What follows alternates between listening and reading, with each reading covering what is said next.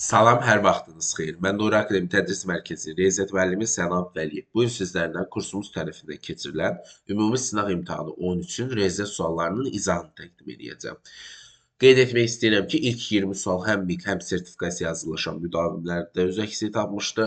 Son 5 sual isə sırf sertifikasiya hazırlaşan müdavimlərdə sual qismində öz əksini tapıb. Gəlin başlayaq birinci sualdan. Deyir, şəlalə 50 manat ödəyərək birim 2 manata 2 manat 50 qəpiyə olan 12 dəftər aldı. Deməli, biri 2 manat 50 qəpiyə olan 12 dəftər alıbsa, deməli 2 manat 50 qəpiyi vururam 12-yə. 2 manat 50 qəpiyi 12-yə vuranda eləyir, deməli 12 vurulsun 2,50, 30 manat. Düzdür? Deməli, 30 manata alıb nə? Dəftər. 50 manat ödəyib kassaya.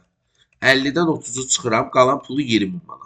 20 manatı isə 1-2 manat olan bu qədər sayda qələm alın. Bir dənəsi 2 manatdırsa, 20 manata o 10 dənə qələm ala bilər. 10 dənə qələm ala bilər. Düzdür? 20 manata o 10 dənə qələm ala bilər. Yəni 3z üstə gəl 4 bərabərdir 10-a. Onda 3z bərabərdir 6-ya, z bərabərdir 2-yə. İndi deyir, mağazada pozanın bir qiyməti 50 qəpik olarsa, birinin qiyməti 50 qəpikdir. İndi deyir, 4z sayda pozan alan biri. Z-i 2-dir, 4z sayda, yəni 8 də pozan alan adam nə qədər pul ödəyər? 8-i vuram 50 eləyir 400 qəpik, yəni 4 manat. Doğru cavab olacaq A variantı birinci test tapşırığında. Daha sonra ikinci suala baxaq.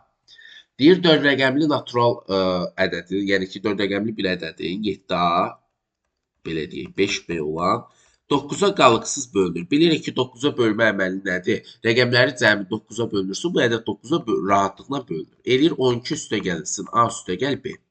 Baxın, biz bu A üstə gəl B-nin yerinə 6 qoya bilərik. Daha sonra çünki 9-a 12 üstünə 6 gələndə 18 eləyir ki, o 9-a bölünür. Daha sonra 15 qoya bilərik. Düzdür? 12, 15, 27 eləyir. Daha sonra 24 qoya bilərik. Belə-belə gedə bilər. Amma bizdən ala biləcəyi ən böyük qiyməti istəyir. Amma bir də bir şey var ki, biz bilirik ki, bu 4 rəqəmli ədəd olsa, A ilə B maksimum 9 qiymətini ala bilər. Yəni, ondan o yana bir qiymət ala bilməz. Çünki, məsələn, mən A ilə B-nin cəmini 24 desəm, hansı iki ədədin, hansı iki bir rəqəmli ədədin cəmi 24-dür? Elə bir şey yoxdur. Ona görə bu 24 və ondan sonraki ədədləri heç zamanı ala bilmirik. Çünki A ilə B-nin yerinə maksimum 9 qoyub, o rəqəmlərin cəmi 18 ola bilər. 18 də bu şərti ödəmədiyi üçün doğru cavab olur 15. Yəni, doğru cavab olur A variantı ikinci test tapşırığında. Üçüncü suala baxaq. Deyir, üçbucağın daxili bucaqları ardıcıl cüt natural ədədlərdir. Məsələn, tutaq ki, daxili bucaqları biri 2n-dir, biri 2n üstə gəl 2-dir, biri də 2n üstə gəl 4-dür. Bilirik ki, 3 dənə daxili bucağı var və daxili bucaqlarının cəmi üçbucaqdır, 180 dərəcədir. Onda 6n üstə gəl 6 bərabərdir 180 dərəcəyə. Onda 6n bərabərdir 174 dərəcəyə. Onda n bərabərdir 2, 29 dərəcəyə. Onda burada eləyir 58 dərəcə, bu eləyir 60 dərəcə, bu eləyir 62 dərəcə. Bizə deyir, ən kiçik bucaq neçə dərəcədir? Ən kiçik bucaq 58 dərəcədir. Doğru cavab olur 3-də C variantı. Dördüncü suala baxaq. Deyir, aşağıdakılardan neçəsi doğrudur? Deməli, 1 hektar tərəfi 100 metr olan kvadratın sahəsinə bərabərdir. Tərəfi 100 metr olan kvadratın sahəsi 100 vur 100 eləyir 10.000.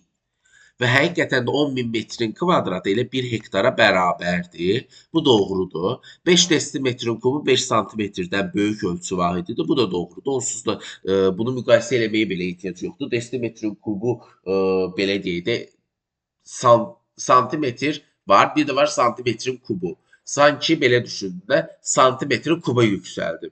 Desimetrin kubu ondan daha böyük bir ədəddir. 1 ton 1 sentnerin 10 mislidir. Bu da doğrudur. 2 kilometr 2000 desimetrdir. Xeyr, 2 kilometr 2000 metrdir. 20.000 desimetrdir. Bu yanlış fikirdir.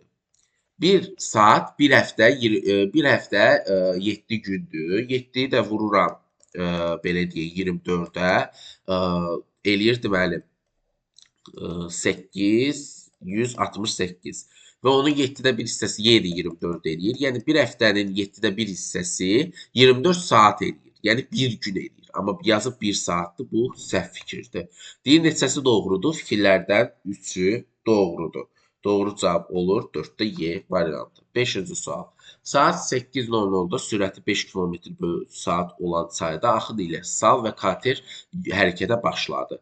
Deməli, həm sal yola çıxır, həm də kater yola çıxır.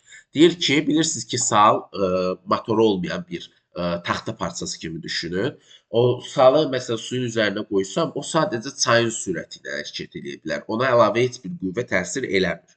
Deməli deyir ki, saat 8:00-da yola çıxıblar və saat 13:00-da onlar arasında məsafə 100 kilometrdir. Çayın da sürəti 5 km/saatdır. Deməli saat 8-də yola çıxıb və 5 saat keçib. 5 saat keçəndən sonra sal çayın sürəti 5 km/saat olduğu üçün deməli 25 km/saat yol gedib. 25 km yol gedib. Çünki 25 km/saatı 5 saata gedib. 5-i 5-ə vururam. Deməli sal 25 km yol gedib. Və bilirik ki, deyir ki, saat 1-də onlar arasında məsafə 100 kilometrdir. Deməli, sal 25 kilometr yol gedibsə, kater 125 kilometr yol gedib. Çünki 125-dən 25-ə çıxanda 100 kilometr arasında fərq eləyir. Deməli, kater çayın axını ilə gedib də. Baxın, deyir, çayda axın ilə sal və kater hərəkətə başlayıb.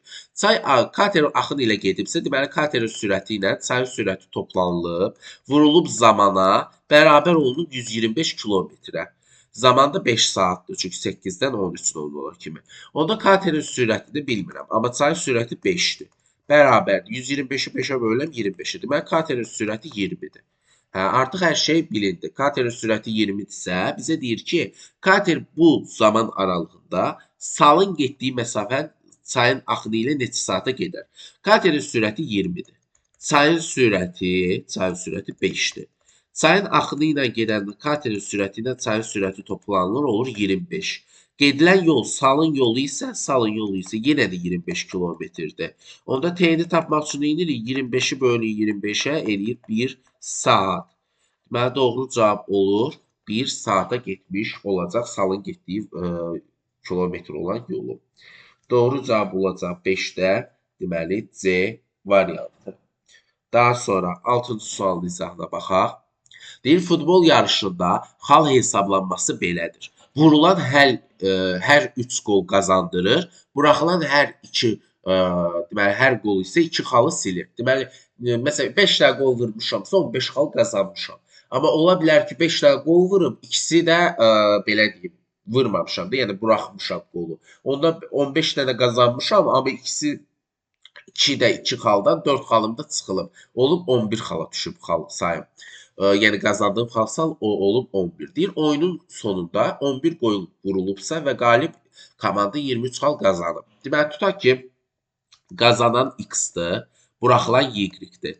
Və 11 qol olubsa, X ilə Y cəmi 11-ə bərabərdir. 3 qol qazandırırsa, xal 3X olur. 2 qol buraxılan hər bir qol Y saydadirsə və silinirsə, cəmi xal olur 23-ə. Deməli, biz yuxarıdan belə bir şey eləyə bilərik ki, yuxarıda X bərabərdir 11 çıx Y getirib yerinə yazarıq. Düzdür burada. 3 vurulsun, 11 çıxılsın Y, çıx 2Y bərabərdir 23-ə. Deməli, 33 çıx 3Y, çıx 2Y bərabərdir 23-ə. 23-ü bu tərəfə keçirdirəm. 33-dən 23 çıxıram. 3Y-dən də 2Y keçirdirəm bu tərəfə. Bilirik ki, biz tənliklər sistemində, tənliklərdə, bərabərlikdə sağ tərəfdən sol tərəfə, sol tərəfdən sağ tərəfə keçəndə işarələr tərsinə çevrilir. 10 bərabərdir 5Y-ə, Y bərabərdir 2-yə.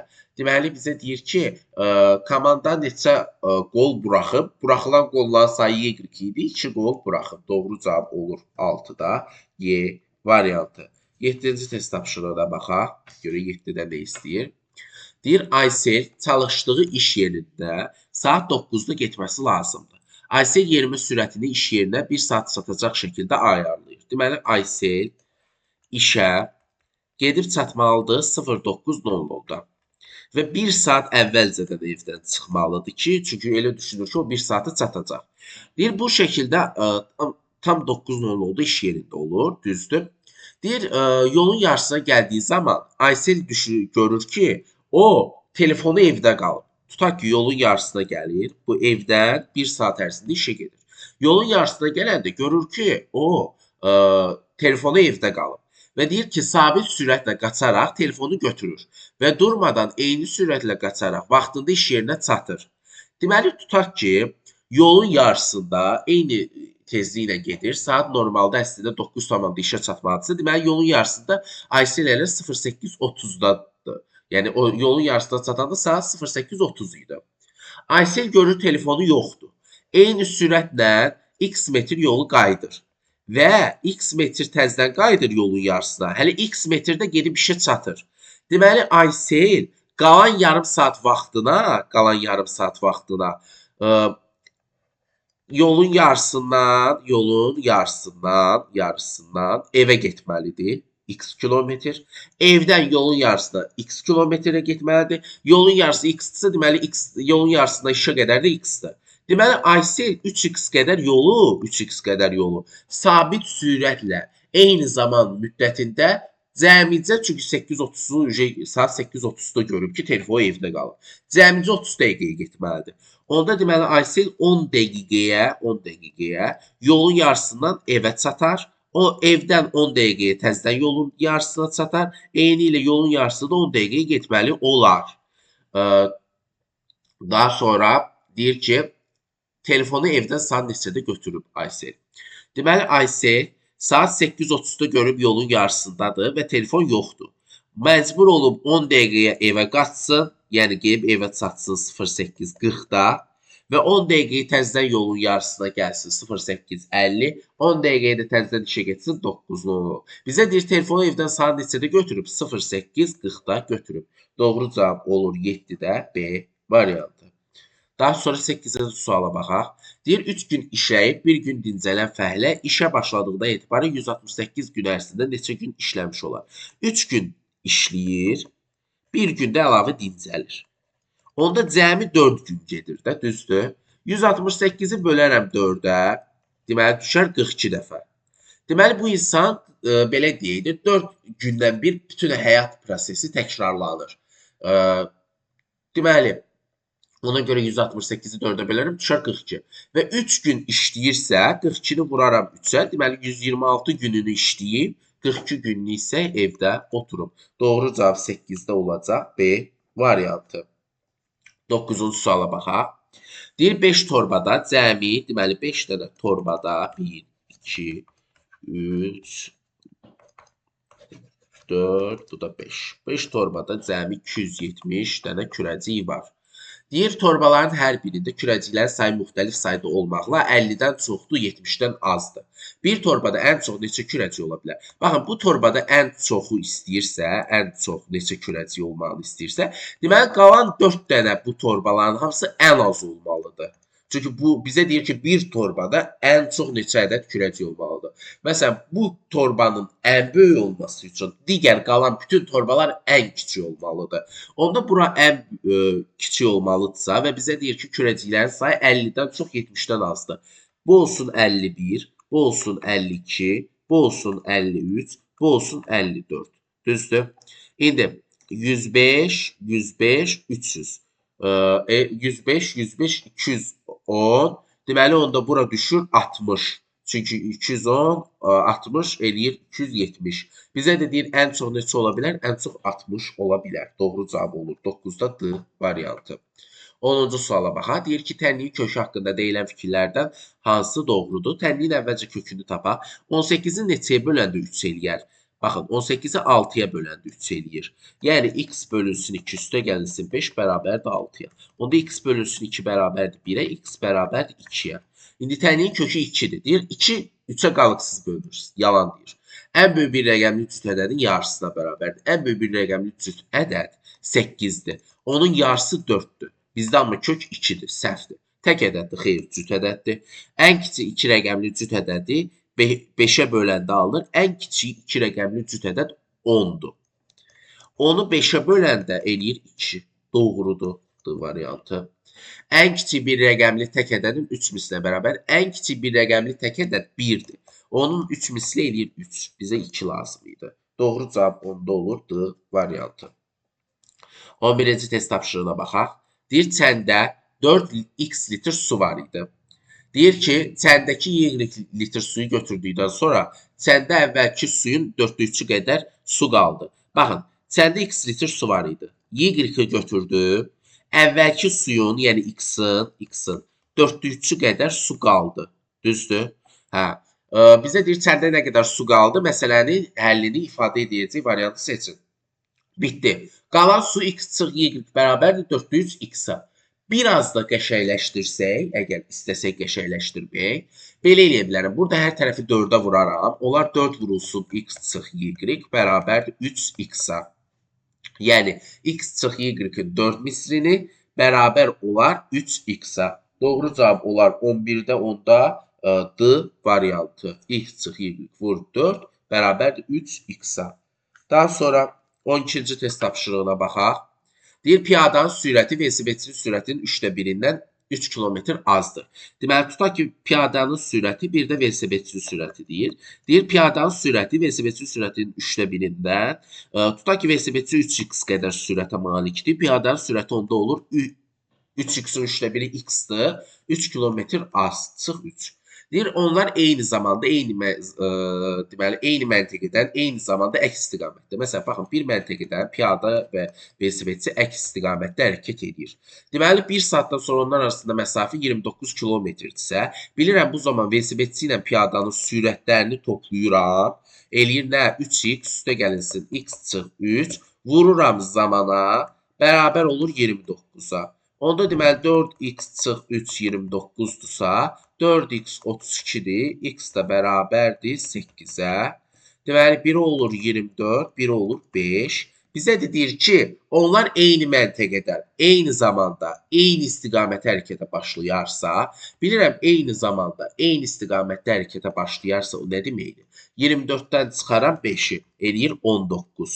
Və 1 saat sonra aralarındakı məsafə neçə kilometrdir? 19-u vuraram 1-ə, deməli 19 kilometrdir. Doğru cavab olur D variantı. Cavablar da. Daha sonra baxaq 13-cü test tapşırıqda. Deyir, görək 13-cü test tapşırığında nə deyir?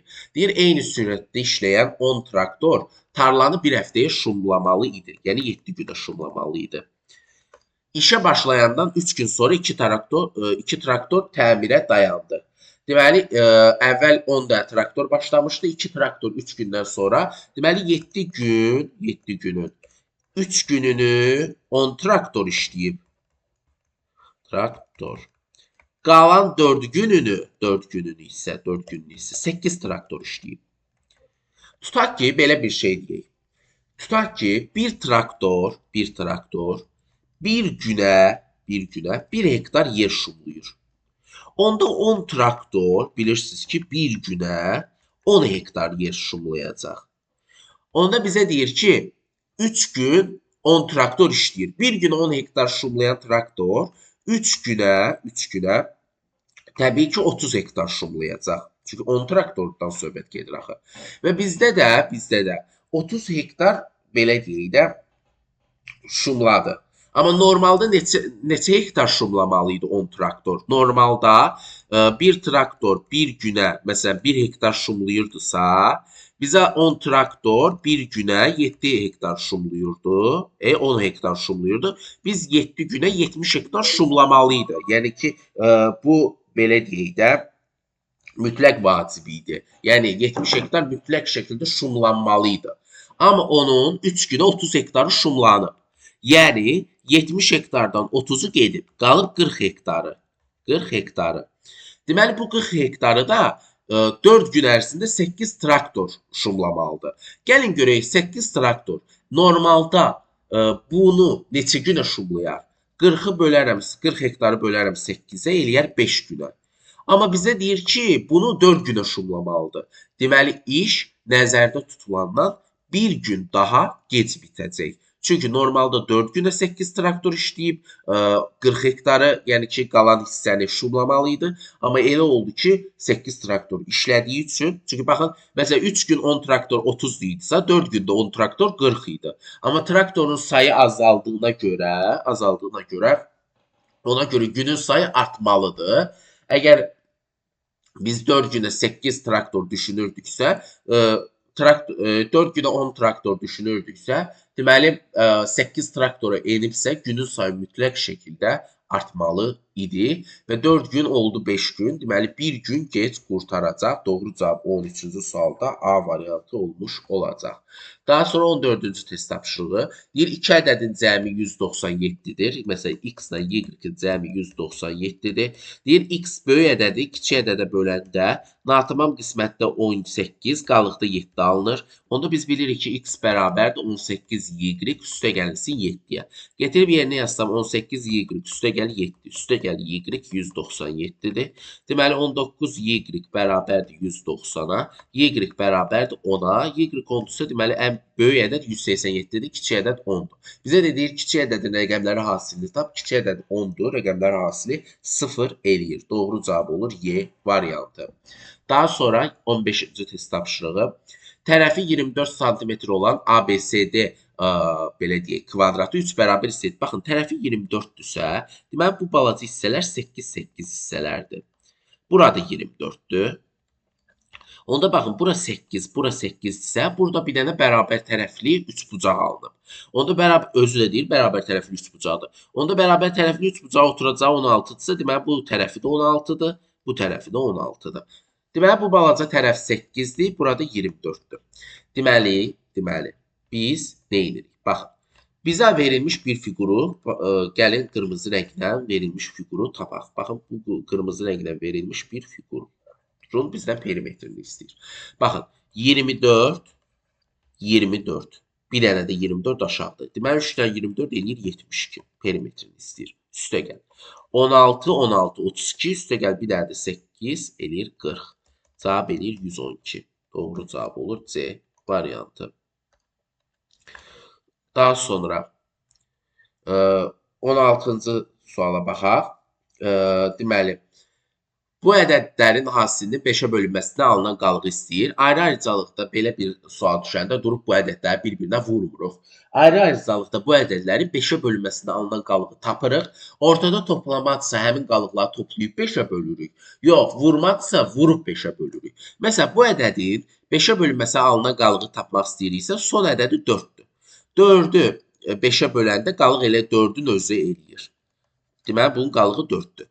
Bunun son ədədi 8-dir. Çünki 5-ə bölünmə ədədi 0 və 5 ilə bitən ədədlər. Sonu 0 və 5 ilə bitən bütün ədədlər 5-ə qalıqsız bölünür. Bunun 5-ə böləndə sonu 8 olduğu üçün qalıq eləyir 3. Daha sonra qalıqları bir-birinə vururuq. 12. 12-yi də bölürük 5-ə. 2. Qalıq eləyir 2. Bizə də qalığı istəyirdi. Doğru cavab olur. 16-da D variantı. 17-ci test tapşırığı. Deyir ki, deməli, ananın yaşı ilə qızın yaşları, 2 qızının yaşları, deməli, ana var, bir dənə də 2 dənə də qızı var. Deyir, ananın yaşları ilə 2 qızın yaşlarının nisbəti 7-in 1-ə şəklindədir. Qızlar böyüyüb, deməli, 7-in 1-ə şəklindədir. Deməli, 7-in 1-ə şəklindədir, nə deməkdir? Deməli, ananın yaşı 7x-dır, qızların yaşı x-dır. Düzdür? Bizə deyir ki, qızlar böyüyüb, yaşları cəmi ananın yaşına bərabər olduqda, yəni 7x olduqda, nə qədər vaxt keçdi? 6x vaxt keçdi əslində. Amma burada 2 qız olduğu üçün onu bölüm 2-yə 3x qədər vaxt keçib. 3x bir qız böyüyüb, 3x bir qız böyüyüb, cəmi 6x qədər böyüyüb. Onda ana da 3x qədər böyüsə, ananın indiki yaşı olacaq 10x. Deyir ki, cəmi ananın yaşına bərabər olduqda ananın 70 yaşı olacaq. Ana əslində 10x yaşı olacaq. 10x 70-dirsə, x 7-dir. Bizə deyir, ananın indiki yaşlarının cəmi neçədir? Ananın indiki yaşı 49-dur. Rəqəmlərin cəmi də 9 üstə gəl 4, 13-ə bərabərdir. Yəni, doğru cavab 17-də A variantıdır. Daha sonra 18-ci test tapşırığına baxaq. baxın, mən hər zaman deyirəm ki, öz müdavimlərimə bu tip test tapşırığı verilərsə, yəni həm bölmə, həm vurma eyni bir sırada verilərsə, nəyəsə bərabər eləyin. A bölünsün 3 bərabərdir. B vurulsun 8 bərabərdir. C bölünsün 4, o da bərabərdir. D vurulsun 7-yə. Tutaq ki, elə bu 56-ya bərabərdir. Onda A bölünsün 3 56-dırsa, A bərabərdir 56 vur 3, yəni 168-dir. B vurulsun 8 56-dırsa, B 7-dir. C bölünsün 4 56-dırsa, 56 vururam 4-ə, eləyir 224. D vurulsun 7 56-dırsa, deməli D 8-dir. Artan sıra ilə deyirsə B, D, A, C. B, D, A, C. Doğru cavab olur 18-də A variantı. 19-cu suala baxaq. Deməli deyir ki, 1-dən 9-a qədər rəqəmlər içərisində seçilən 2 rəqəmin cəminin 10 olma ehtimalı. Ehtimal nəyə bərabərdir? Əlverişli halın mümkün ola biləcək bütün hala nisbəti. Mümkün hal nədir? 1-dən 9-a qədər 2 rəqəm seçməkdir. Gəlin görək 1-dən 9-a qədər seçdiyimiz rəqəmin sayını, mümkün halının sayını tapmaq üçün hansı düsturdan istifadə edirik? N vurulsun, N çıx 1 bölünsün 2. Əgər bizə 1-dən 9-a qədər rəqəmlər içərisindən ikisini seçməyi istəyirsə, deməli N vurulsun, N çıxılsın 1 bölünsün 2 düsturundan mümkün bütün halların sayını tapa bilərik. Yəni 9 vur 8 böl 2 eləyir 36. Mümkün hal 36-dır. Əlverişli hal isə 2 rəqəmin cəminin 10 olması. Hansı 2 rəqəm 10 ola bilər 1-dən 9-a qədər olan bütün ədədlər içərisində? 8, 9. 1, 9, 2, 8, 3, 7, 4, 6. Deməli 4-ü. 36-da 4 ehtimal eləyir 9-da 1. Doğru cavab 19-da C variantı. 20-ci suala baxaq. 20-ci sualda nə deyir? Deyir ki, A hovuzu 6 saatı doldurur. A krant hovuzu 6 saatı doldurur. B krant hovuzu 8 saatı doldurur. İkisi birlikdə belə deyək, 3 saat açıq qaldıqda, tutaq ki, məsələn, 6 saatı doldurursa, deməli 6-da 1 hissəsi doldurur A krantı. B krantı 8-də 1 hissəsi doldurur. Bunları toplayanda bunu 4-ə vururuq, bunu 3-ə vururuq. Eləyir 24-də 7 hissəsi dolu. Düzdür? Yox, bir dəqiqə. 4-ə vururam 24, 4-ə vururam 3. Deməli, 6-da 1 hissə, 24-də 7 hissəsi dolu. Amma deyir ki, ikisi birlikdə 3 saat açıq qalanda, 1 saatı 27-də, 24-də 7 hissəsi dolubsa, 3 saata vururam, 8-də 7 hissəsi dolub. Nə qədər hissəsi qalıb? Qalan hissəsi 8-də 1 hissədir. Deyir ki, B krantı hovuzun qalan hissəsi neçə saat? 8-də 1 hissəsini x saata doldurar. Normalda elə 1 saata da B krantı 1 saata da 8-də 1 hissə doldurdursa, deməli onda 8-də 1 H elə 1 saata yenə də bərabərdir. Doğru cavab olur 20-də A variantı. 21-ci test tapşırığına baxaq. Deyir, 6 dəftər ilə 4 qələm 22 manatdır. 6 dəftər üstə gəl 4 qələm bərabərdir 22 manata. Deməli, deyir, 4 dəftər və 6 qələm 18 manatdır. Biz bunu tərəf-tərəfə çıxsaq, 6 dəftərdən 4 dəftər 2 dəftər, 6 qələm çıx 2 qələm bərabərdir 4-ə. Hər tərəfdə 2-yə bölsəm, dəftər çıx qələm bərabərdir 2-yə. Onda dəftər bərabərdir 2 üstə gəl qələmə. Bunu getirib yuxarıda birində yerinə qoyuram. 4 vurulsun 2 üstə gəl qələm, üstə gəl 6 qələm, bərabərdir 18-ə. 8 üstə gəl 4 qələm, üstə gəl 6 qələm, bərabərdir 18-ə. 10 qələm 10-dırsa, qələmin biri 1 manatdır. Onda dəftərin biri də 3 manatdır. Bir qələm neçə manata satırlar? Bir qələmi 1 manata satırlar. Doğru cavab 21-də C variantıdır. 22-də deməli, deyir, 6-dan 183-ə qədər yazılan ədədlərin yazılışında neçə 4 rəqəm istifadə olunur? Bilirik ki, 1-dən 99-a qədər bütün rəqəmlərdən 19 dəfə istifadə olunur. Amma 100-dən 200-ə qədər bütün ədədlərdən 20 vahid istifadə olunur. Amma bizə 183-ə qədər deyir. Deməli, onda bizə 100-dən 183-ə qədər olan hissənin sayı lazımdır. 183-dən o tərəfə neçədə 4-dən istifadə edirəm 200-ə qədər? 184-də istifadə edirəm, bir də 194-də istifadə edirəm. Yəni, normalda 100-dən 200-ə qədər 20 dənədirsə, onun ikisi çıxır, olur 18 dənə. Onda deməli, 19 dənə 1-dən 99-a qədərdir, 100-dən də 183-ə qədər 18 dənədir. Deməli, 37 dənə rəqəmdən istifadə eləmişəm. Doğru cavab 22-də C variantı olmuş olacaq. Özü ilə 50%-nin cəmi 120 olan ədədi tapın. Bilirik ki, bir ədədin 50%-i onun yarısı deməkdir. Tutaq ki, özü 2x-dır, yarısı da, yəni 50%-i də x-dır. Cəmi 120-dirsə, deməli onda 3x bərabərdir 120-yə, x bərabərdir 40-a. Deməli onda bu 80 olur, bu 40 olur. Bizə də deyir ki, özü, yəni özü və 50%-in cəmi 120 olan ədəd, onda özü 80-dir. Doğru cavab olur 23-də A variantı. 24-cü test tapşırığı deyir, indi saat 9:00 oldu. 171 saat əvvəl saat neçə olacaq? Gəlin görək 171 saat içərisində neçə gün var? Bir günüm 24 saatsa bölüm 24-ə. 171-i 24-ə böləndə 7 eləyir. 168-i çıxıram. Qalır 3. Deməli 7 gün eləyir. Bilirik ki, indi saat 9-dursa 7 gün əvvəl də saat 9 idi. Yəni günlə işim yoxdur. Qalıq bu 3 var ha. Bu 3-ü indiki saatdan çıxacam. İndi saat 9:00 oldusa 3 saat əvvəl, yəni 7 gün 3 saat əvvəl. 7 gün əvvəl saat 9 idi, 3 saat əvvəl də saat 6:00 idi. Doğru cavab olur D variantı 24-cü test tapşırığında. Azalan, çıxılan və fərqin cəmi 264-dür. Azalan, çıxılan və fərqin cəmi 264-dür. Biz də bilirik ki, azalandan çıxılanı çıxanda eləyir fərq. Azalan da bərabərdir fərq üstə gəl çıxılana. Onda bura bir dənə A yazırıq. 2A bərabərdir 264-ə. A da bərabərdir 132-yə. Deməli, azalan 132-dir. Bizə deyir, azalanın rəqəmləri hasilini tapın. 1 vur, 3 vur, 2.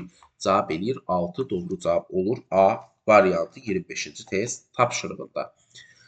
Deməli, bu günlük bu qədər.